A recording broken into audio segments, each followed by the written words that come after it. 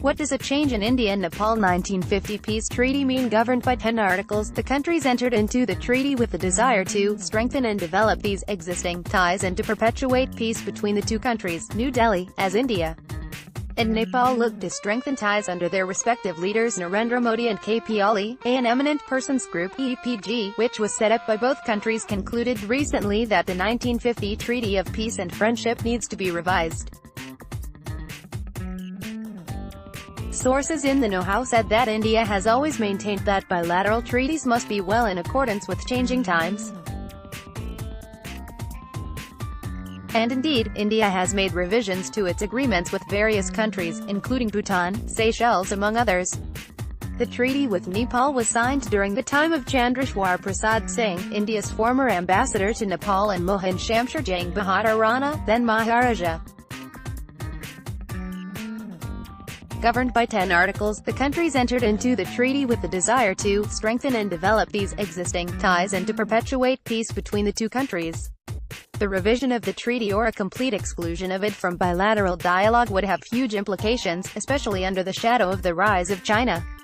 Among other things, the treaty binds both countries into informing each other about any serious friction or misunderstanding with any neighboring state, which is likely to cause any breach in the friendly relations subsisting between the two governments.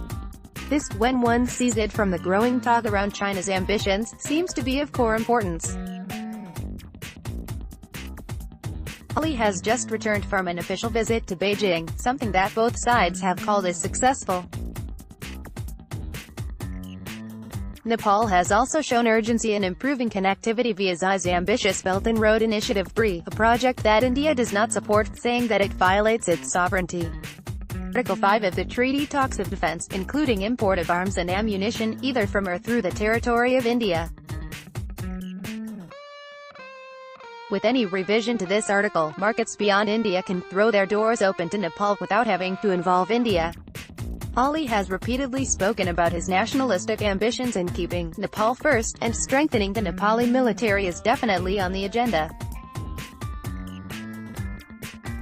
Nepal's new defense minister Ishwar Pokhrel had earlier this year pledged to strengthen military and defense ties with India.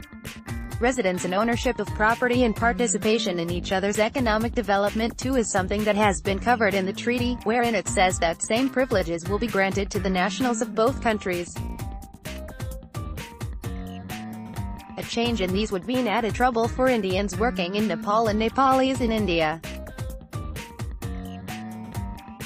As of now, both nations do not need any visa to work in each other's country. Once revised, that might change.